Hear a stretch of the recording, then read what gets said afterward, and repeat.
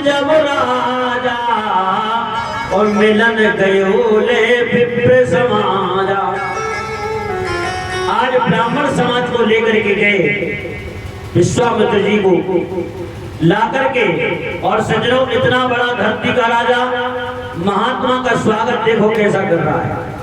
बोले चरण पखार अरे कीन अति पूजा और मौसम आज धन्य नहीं दूजा। और सज्जनों कहाँ बैठाया? बोले करी दंडवत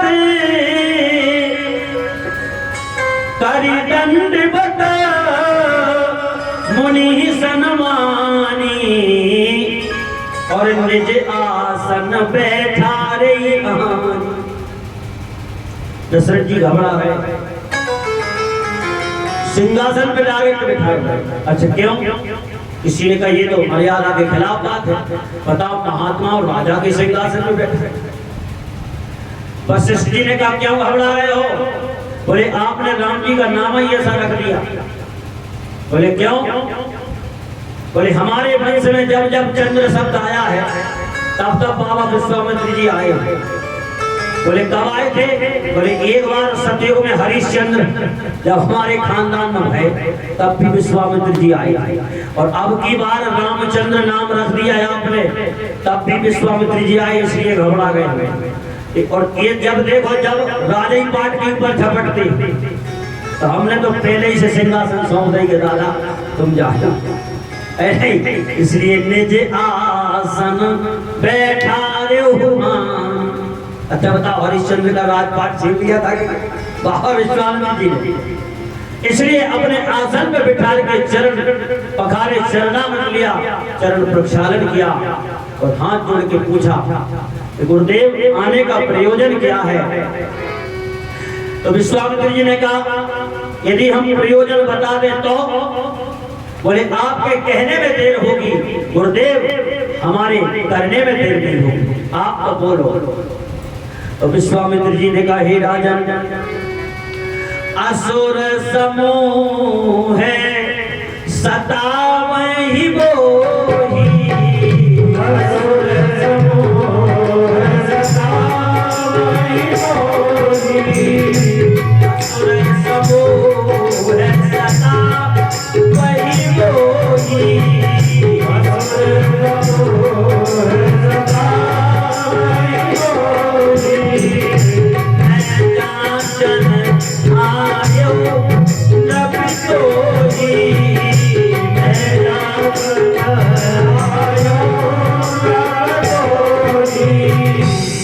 असुरों का समूह सताता है, जब हम यज्ञ करते हैं तो हमारे यज्ञ में राक्षस विघ्न करते हैं। तो दशरथ जी ने कहा हम चल रहे।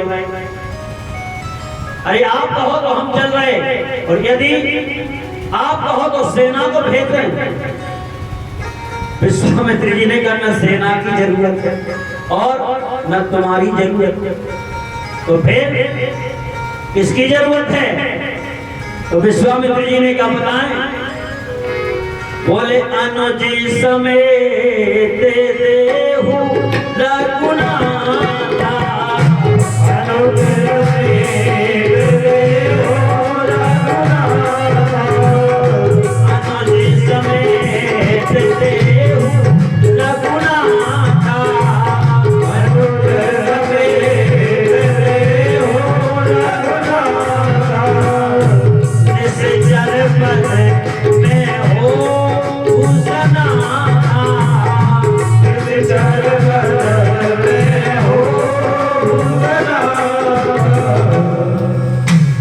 अनुज समेत देहु रघुनाथा, निश्चर पद में हो सनाथा। कहा एक बात बताओ गुरुजी, काम एक है और मांग मत दो रहे। भाई काम क्या है? यज्ञ की रक्षा करना, और मांग दो रहे हो। तो बोले काम भी दो है। बोले कौन कौन से? बोले एक तो यज्ञ का कार्य करेंगे तो निशाचरों का वध होगा, तब हम यज्ञ की रक्षा कर पाएंगे। तो निश्चर वध। और दूसरा काम क्या है? बोले मैं हूं सनाथा। तो किसी ने कहा अभी तक का अनाथ है। अच्छा बताओ, ये मानस की अर्धाली बोल रही है। विश्वामित्र जी कह रहे निश्चर वध में हो सनाथा, तो निशाचरों का वध कौन करेगा? तो बोले निशाचरों का वध तो राम जी स्वयं कह रहे थे। जग मऊ सखा निशाचर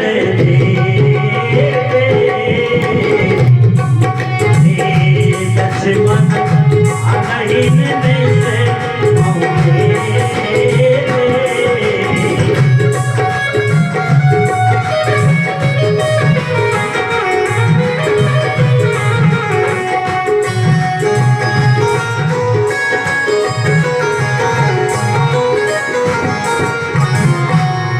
जगमऊ सखा निशाचर जेते और लक्ष्मण हरई निवेश मऊ।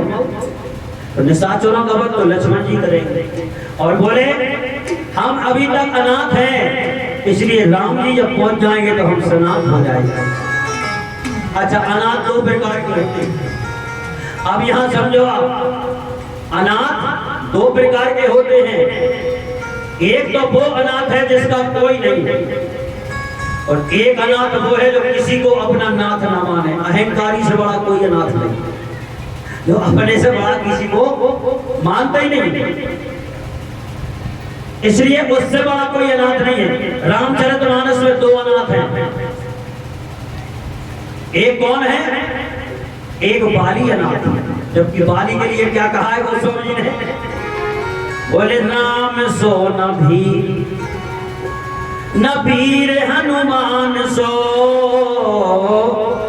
और भाली सो लड़ैया, न क्रोध परशुराम सो। भाली जैसा लड़ने वाला कोई नहीं है, लेकिन हमारे गोस्वामी जी ने उसके लिए अनाथ लिखा। भाली जैसा अनाथ। बोले भीषम सो पूत, न सपूत भागीरथ सो, सत्य हरिश्चंद्र सो, न दानी बलिकरण सो, न रूप चार काम सो, न तेजमान भानु सो, न योगी शिव शंकर सो, न भोगी घनश्याम सो।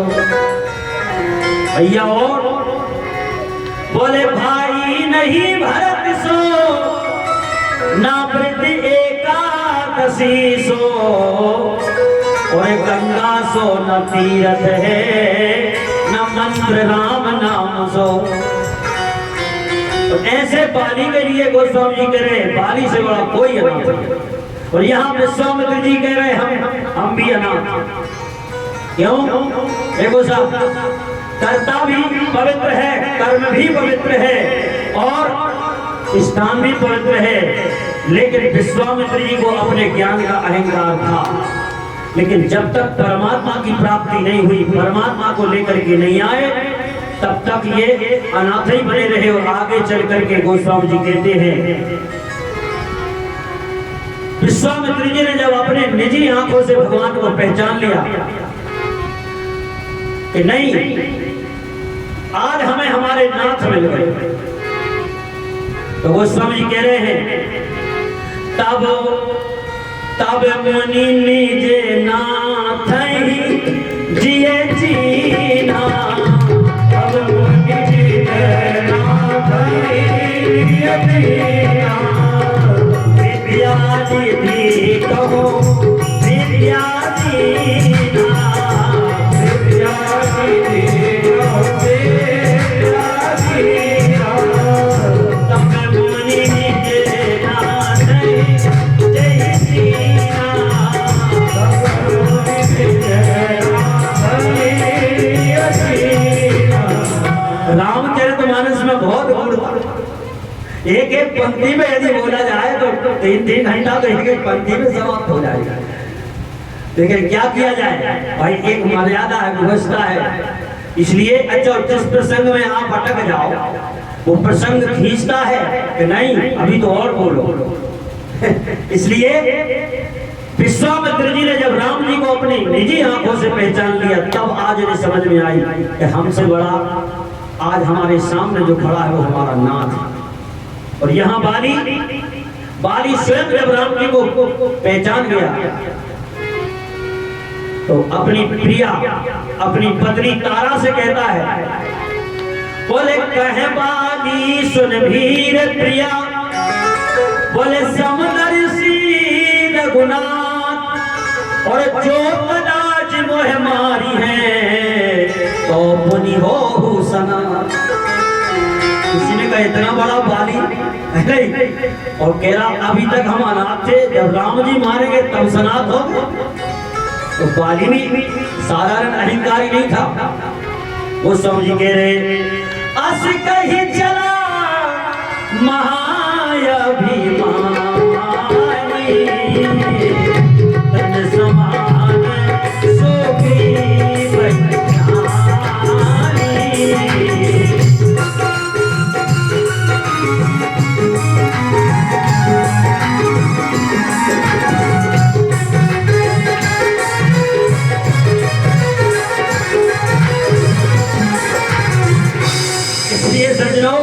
अनाथ दो प्रकार के होते हैं, एक अभिमानी क्योंकि जो दूसरे को नाथ मानते ही उससे बड़ा नाथ कौन होगा, और एक जिसका वास्तव में कोई नहीं है वो अनाथ है। तो रामायण में दो अनाथ।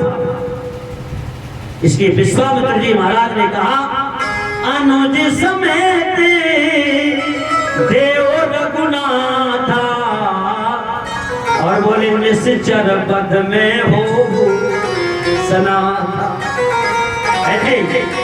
लक्ष्मण भैया निशाचरों का वध करेंगे, यज्ञ की रक्षा हो जाएगी और हम सनाथ हो जाएंगे, इसलिए काम भी करो।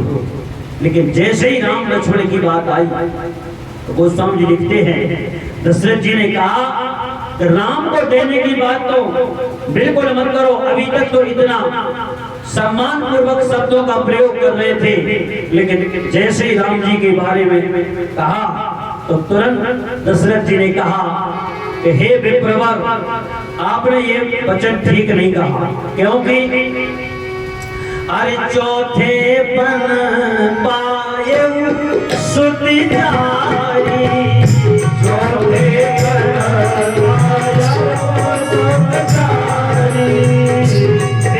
वचन नहीं कहे बिचारी,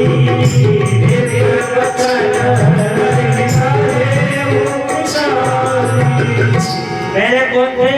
बोले विश्वामित्र महामुनि ज्ञानी। अब ना महामुनि है ना मुनि है, अब तो कौन है? बोले विप्र वचन नहीं कहे। मांगने में सम्मान कम हो जाता है, कोई कितना ही बड़ा हो, लेकिन आपने किसी से मांग रखी याचना की तो आपका सम्मान तुरंत कम हो जाएगा। इसलिए विप्र वचन नहीं कहे बिचारी, और नाम देने जैसी चीज नहीं है। और अरे राम क्या है? राम तो हमारे प्राण है, सब सुत मोह प्राण की नाई, लेकिन राम देत नहीं बनत गोसाई। हरे राम लक्ष्मण न मांगो मुनिवर। दशरथ जी फिर बिना उठे, आंखों से झरझर आंसू टपकने लगे और हाथ जोड़ के कहा हे मुनिवर राम लक्ष्मण न मांगो मुनिवर, राम देने के काबिल नहीं है।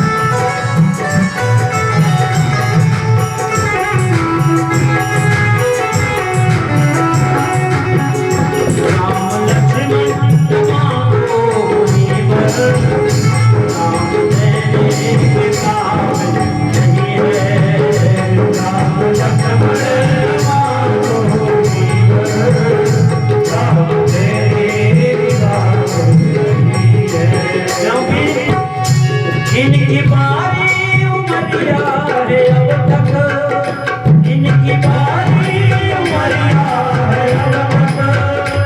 आज मेरे राक्षसों का बल होना है। ये क्या है सज्जनों, ये प्रेम है। आज दशरथ जी के प्रेम की परीक्षा हो रही। हरिश्चंद्र के सत्य की परीक्षा की थी विश्वामित्र जी ने, और यहाँ दशरथ जी के प्रेम की परीक्षा। राम जी के प्रति कितना प्रेम, इसलिए गोस्वामी जी कह रहे सत्य प्रेम ले राम। दशरथ जी का जो प्रेम है वो क्या है, सत्य प्रेम। इसलिए साफ कह दिया प्राण ले जाओ, लेकिन हे राम लक्ष्मण नमामो जीवन, हे राम तेरे के काबिल हो राम लक्ष्मण नमामो जीवन, राम तेरे के काबिल हरि बोल।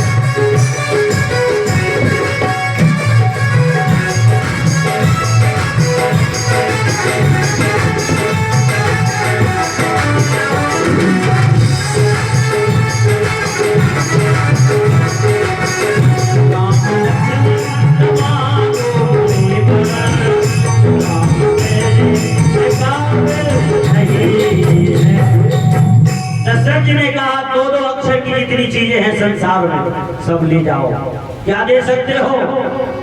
बोले मांगहु भूमि, दो अक्षर, धैनु धन कोसा, और सर्वस देऊं आज सहरोसा। और क्या दे सकते हो? बोले प्राण देह प्राण दे प्रिय कछुनाई, सो मुनि दे उनमें से एक मान। प्राण से बढ़ के कोई चीज नहीं है, लेकिन वो भी ले जाओ, लेकिन राम नहीं दे सकते। ना ही ना निकारी हो। हे गुरुदेव आपसे हाथ जोड़ के निवेदन करते हैं, ज्ञानी वर ध्यानी, ज्ञानी वर ध्यानी महामान मानवर, सोच के सयानी बुद्धि कारिये कलाम को। ना ही ना निकारी हो जो अंश रघुवंशन को, साधारण नहीं हूं मैं, अरे हुक्म ना टारी हो गुलाम बिन दाम को। बिंदु कभी पारी तट बाग बनवास लीजिए, क्या कर लीजिए, बोले सकल सुपास लीजिए आप ही के काम को। दशरथ जी ने कहा ग्राम लीजिए और ठाव लीजिए, धन और धाम लीजिए, काल लीजिए चाम पर नाम लीजिए राम को। हम अपना चाम निकाल के तुम्हें दे सकते हैं, लेकिन राम देत नहीं बने गोसाई। विश्वामित्र जी ने आज राम चक्रवर्ती सम्राट दशरथ जी के प्रेम की परीक्षा ले ली। इसलिए निकाय गोस्वामी जी ने सत्य प्रेम यही राम पर हरिश्चंद्र की परीक्षा ली थी सत्य की, और यहाँ प्रेम की परीक्षा ली। विश्वामित्र जी प्रसन्न हुए, लेकिन फिर क्रोध करके और बोले क्रोध का अभिनय करके, क्रोध नहीं किया, अंदर से तो बड़े प्रसन्न हुए के बाद चक्रवर्ती दशरथ जी हमें क्या पता, हम तो इतना बड़ा राज्य छोड़ करके वन में गए थे कि वन में जाने से राम जी मिलेंगे, लेकिन तुम्हारा प्रेम कितना दृढ़ है कि जो तुम्हें घर बैठे ही राम जी मिलेंगे।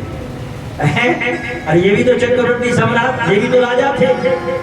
विश्वामित्र जी के राजा क्षत्रिय राजा थे, लेकिन राज छोड़ करके वन में गए कि राम जी मिलेंगे।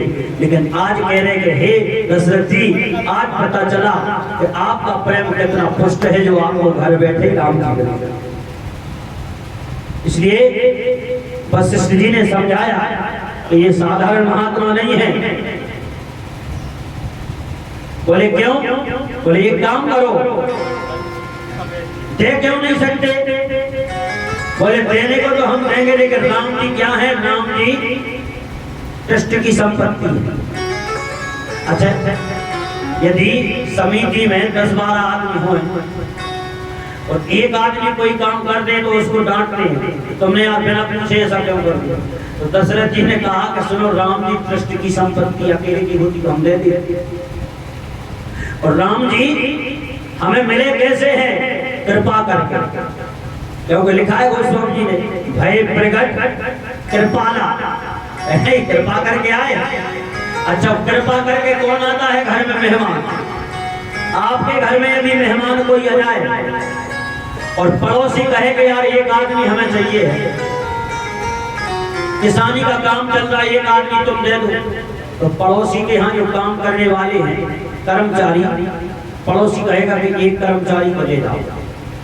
लेकिन अच्छा ईमानदारी से बताओ, अगर कोई पड़ोसी के हम मेहमान आ जाए और पड़ोसी कहे कि एक आदमी ने, तुझे मेहमान से थोड़ी कह सकते तुम जाओ जाओ बताओ। तो इस समय पे बाड़ी से गोविंद भैया हैं और तेजाब भैया कह रहे कि जाओ पटेल साहब के यहाँ तो गोबर डाल आओ, तो संभव है क्या? संभव नहीं है, बताओ चलेगा। ऐसे ही दशरथ जी ने कहा कि राम जी कौन है? राम जी कृष्ण की संपत्ति है और कृपा करके आए हैं, भय प्रगट कृपाला दीन दयाला। तो राम जी जो कृपा करके आए हैं, और कृपा हमारे घर में कौन करता है? अतिथि देवो भव। यदि कोई अतिथि आ जाए तो समझ लेना कृपा हो। और आजकल आदमी क्या करते हैं कि अतिथि आ जाए तो मुंह बना लेते हैं, जबकि वो तुम्हें वास्तव में कृपा करने के लिए आया है। अच्छा, आपने देखा होगा कि जब मेहमान आ जाए तो घर की जितनी चीजें हैं वे सब व्यवस्थित हो जाए, है नहीं? और मेहमान आने का यदि कोई घर में सूचना नहीं है तो झाए ढड़क रहो है, लोटा को भाए गिलास ढड़क रहो है, कहीं भाए जग ढड़क रहो, घर की जितनी भी चीज है वे सब अस्त व्यस्त है।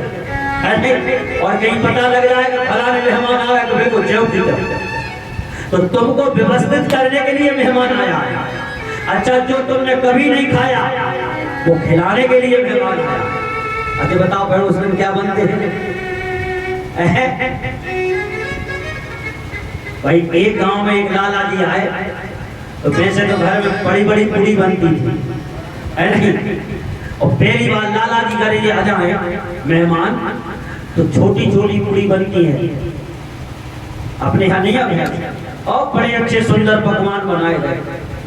अच्छा और जैसे ही ये तो देहाती आदमी था, बिल्कुल बिना पढ़ा लिखा, अंगूठा छाप, पहली बार ससुराल गए, और ससुराल में पत्नी थी, तो इसने सबसे कह रखा था कि सुनो हमारे बेटे तो बहुत होशियार पढ़े लिखे, और जबकि था बिल्कुल अंगूठे छाप। तो सहेलियों ने भी कहा कि यार चलो देखें तो सही कैसा पढ़ा लिखा है। अब पत्नी भी, और इसके लिए बिल्कुल रसोई घर के सामने भोजन की थाली परोसी, और छोटी छोटी पूरी जब इसकी थाली में आई तो देहाती आदमी इसने कहा यार बताओ कैसे खाएं। तो इसने भोजन प्रारंभ किया तो एक और की एक ही पूरी करेगा। अब पत्नी ने देख लिया कि यार हमने तो हल्ला मचा दिया कि बहुत होशियार पढ़े लिखे, और ये तो ऐसे है कि बताओ एक पूरी का एक ही और कर रहे हैं। तो इसने इशारा किया, बिना पढ़ा लिखा आदमी इशारा भी उल्टा समझा। पत्नी ने आराम से खांस खकार के इशारा किया, तो इसने देख तो लिया, और पत्नी ने इशारा किया कि कम से कम एक की दो तो करो, तो इसने इशारा उल्टा समझ लिया। इशारे से कोई चूल्हे से चतुर नाम, एक पूरी के कौर दो दो तो करेगा, कम से कम एक के दो तो करो। अच्छा इसने जा समझी कि जब जाके रही है कि दो दो खाओ, हारे थके आए, इतनी दूर से आए हो दो दो खाओ। अच्छा वास्तव में इसने क्या किया कि अब तो पहले एक एक खा रहा था, अब दो दो खाने लगे, और पत्नी ने देखा कि हे भगवान हद हो गई, अरे दो दो खाने लगा मूड जब एक साथ, तो तिरिया कहे माथे ठोक लाज तो मरे जा। उसने इशारा किया मस्तिष्क पे हाथ पटका कि कम से कम नाक कटी जा रही है, क्या कर रहे हो? तो इसने इशारा समझ लिया कि जा कह रही है तो दो दो पांच पांच खाओ, और पहले सब्जी में लगाओ, फिर खीर में लगाओ, फिर रायते में लगाओ, फिर मूड पे धरो, बताओ कि हे ससुराल की पूरी। अच्छा याद भी बिना पढ़ा लिखा, आओ आप तो ये पांच पांच उठाए और सब्जी में लगाए, रायते में लगाए, और फिर मूड पे धरे हो गए हे ससुराल की पूरी। अब ऊपर से नीचे तक पूरा लिपड़ लिपड़ सब छप गया। अच्छा बगल में सहेली खड़ी थी, बहुत आनंद ले रही थी, ऐसे हैं पढ़े लिखे। तो अब तो इसको क्रोध आ गया, और क्रोध में पहले चूल्हे में लकड़ी जला के चूल्हे के पास बैठी और लोहड़ियां सरका रही, और क्या कह रही, अरे क्रोध भरी बोल पड़ी चूल्हे से चतुर नार, अरे जैसे पहले चल रहे थे वैसे ही चले जाओ, तो कम से कम एक एक चल रहे थे भाई चले जाओ, तुम्हारे बस की नहीं। इसलिए सज्जनों मेहमान जो आता है वो हमारे ऊपर कृपा करने आता है, हमें व्यवस्थित करने आता है, हमें कुछ खिलाने आता है, इसलिए अतिथि देवो भव। दशरथ जी ने कहा राम जी कृष्ण की संपत्ति है, और राम जी क्या है? राम जी अकेले की संपत्ति नहीं है। तो बोले कौन कौन की है?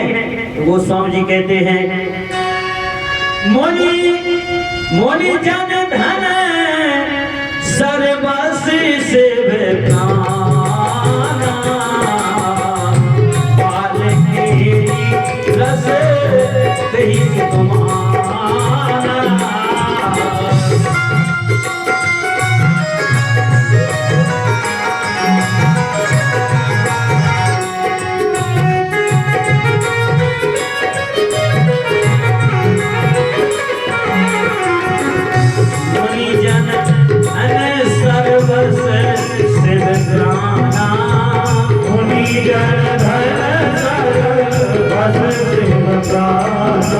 आप विचार करो, दशरथ जी ने कहा मुनियों के ये वास्तव में भक्तों के भगवान हैं और शिव जी के प्राण हैं।